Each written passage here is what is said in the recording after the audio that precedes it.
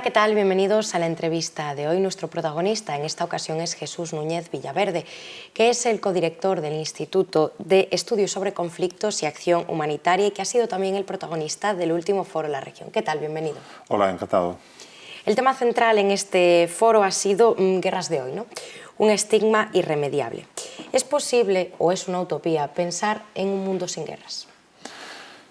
Creo que las utopías mueven al ser humano desde hace mucho tiempo y por lo tanto no deberíamos renunciar a ella. En cualquier caso, vivimos una situación en la cual para algunos la guerra es un paréntesis entre periodos de paz prolongado, pero también es cierto que para otros es justo al revés. Es la paz lo que resulta en algunos casos un mínimo paréntesis entre una guerra tras otra. Como aspiración creo que debemos seguir planteándola, entendiendo no que el objetivo sea la eliminación del conflicto, puesto que es algo que va implícito en la naturaleza humana, pero lo que sí debemos hacer es potenciar los mecanismos de resolución pacífica de los conflictos, entendiendo que de ese modo se podrían evitar muchas de las guerras que desgraciadamente a día de hoy caracterizan el planeta. Si pensamos en la casuística de por qué se originan esas guerras, efectivamente el conflicto siempre va a estar ahí. Pero ¿es la misma casuística ahora que en los inicios de la humanidad? En términos generales creo que eso ha cambiado muy poco, puesto que dos de los motores fundamentales que acaban llevando en muchos casos al estallido de la violencia vienen o bien del que ya tiene poder y lo que quiere es ampliarlo, luego hay una voluntad de poder que le lleva a abusar sobre otros para conseguir más de lo que ya tiene, o bien de los que no tienen nada que perder y consideran que la violencia es el único instrumento que tienen en sus manos para poder satisfacer sus necesidades básicas o evitar la violación permanente de sus propios derechos. Luego, esas motivaciones creo que pasan por encima de las etapas históricas, no solamente en la actualidad, sino que nos podemos remontar hacia atrás y veríamos un comportamiento o unas pautas que en buena medida son similares. Lo que cambia, en definitiva, en muchos casos es el instrumento que se utiliza, puesto que el desarrollo tecnológico influye de manera muy clara, pero al final esa voluntad de poder, por un lado, o ese instinto de supervivencia que entiende que la violencia le puede servir, siguen estando ahí desde hace mucho tiempo y nos acompañan. ¿Cómo se deben gestionar estos conflictos y quién debe gestionarlos? ¿Es una cuestión internacional? ¿Es una cuestión de los propios países? ¿Quién debe intervenir? En términos ideales, podemos pensar que ya el momento que se crea la ONU, la Organización de las Naciones Unidas, como legítimo representante de la comunidad internacional, la tarea que está en su propia carta fundacional es nada menos que la de evitar el flagelo de la guerra a las generaciones futuras. Por lo tanto, le corresponde a la ONU fundamentalmente gestionar los temas de paz y seguridad a escala planetaria. Otra cosa es si ese instrumento a día de hoy resulta suficientemente útil para poder cumplir esa tarea. Y la conclusión inmediata que podemos extraer es que no, es que la ONU, por decirlo así, necesita poner el reloj en hora, necesita una reforma profunda, puesto que la situación no es la misma que la que le dio origen al final de la Segunda Guerra Mundial, sino que a día de hoy lo que seguimos viendo son las consecuencias negativas de los privilegios que tienen algunos países, fundamentalmente en el marco del Consejo de Seguridad de la ONU, con un organismo que ha perdido representatividad en la medida en la que hoy hay otros actores que deberían estar formando parte de ese núcleo duro de la organización, pero que evidentemente se encuentran con las resistencias de los que han conseguido esos privilegios y evidentemente no tienen ninguna voluntad de renunciar. A partir de ahí lo que vemos es que de manera imperfecta hay algunos actores, y a día de hoy Estados Unidos el principal, que de un modo u otro tratan de sustituir a la ONU en muchos casos ejerciendo de policía mundial.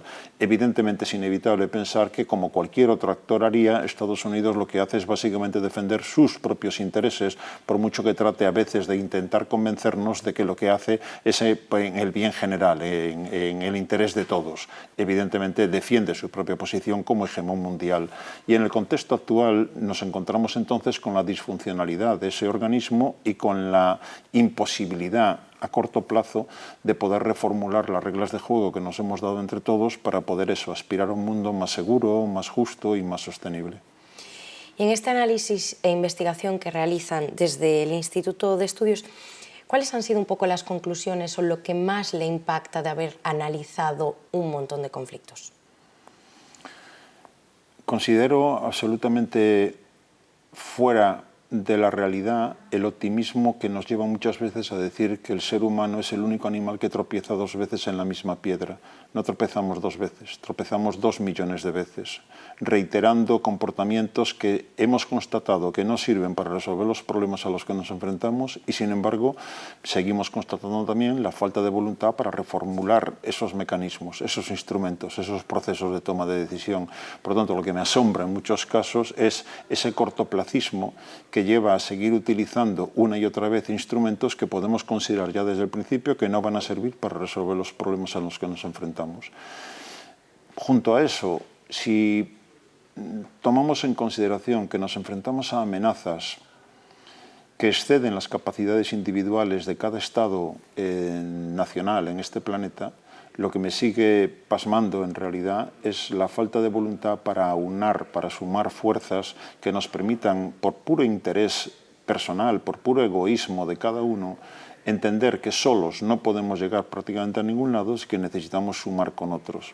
Otra vez, el factor básicamente nacionalista, el factor del corto plazo, nos lleva en muchas ocasiones, aunque a no poner en marcha aquello que racionalmente entendemos como necesario y a seguir anclado en esquemas que no funcionan.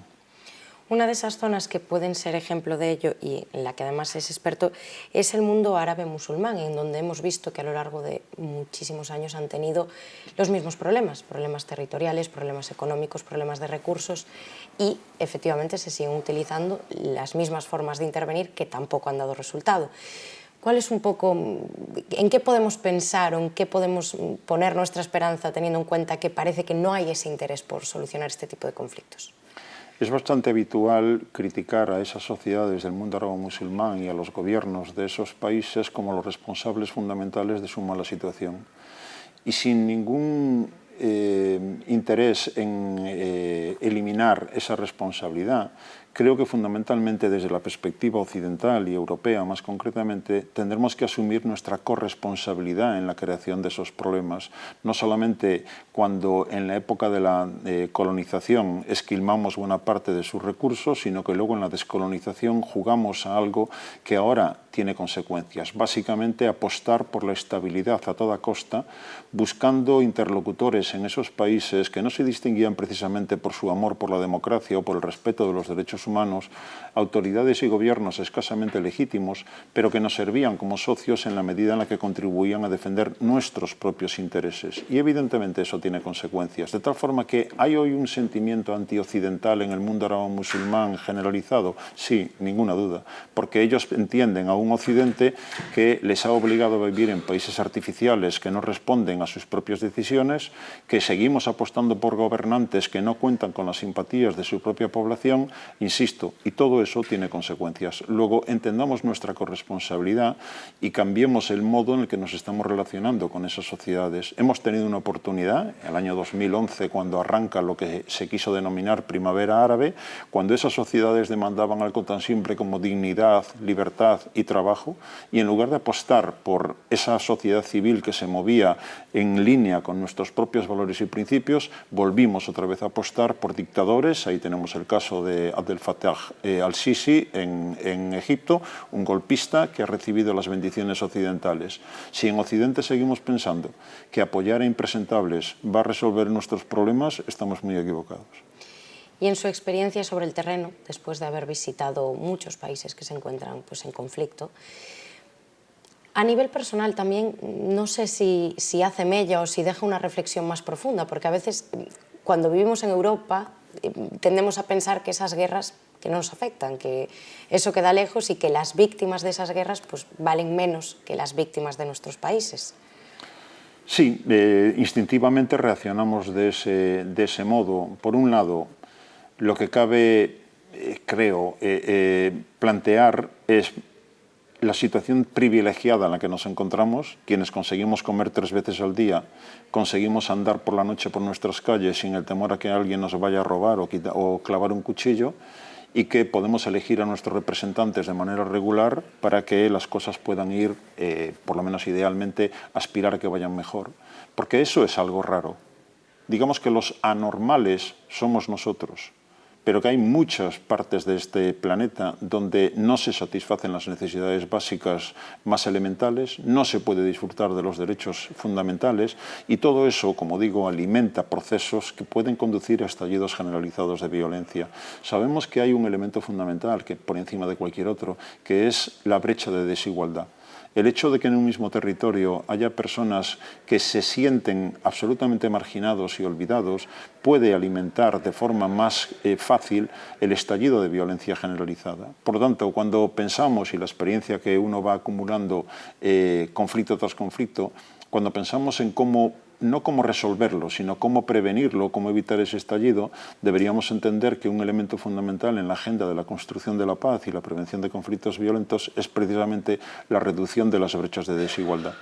Brechas de desigualdad en el ámbito económico, pero también en el ámbito político y en el ámbito social. Y de ese modo seguramente estaríamos adelantándonos y evitando que en muchos casos esa violencia acabe estallando. ¿Qué ocurre en la práctica?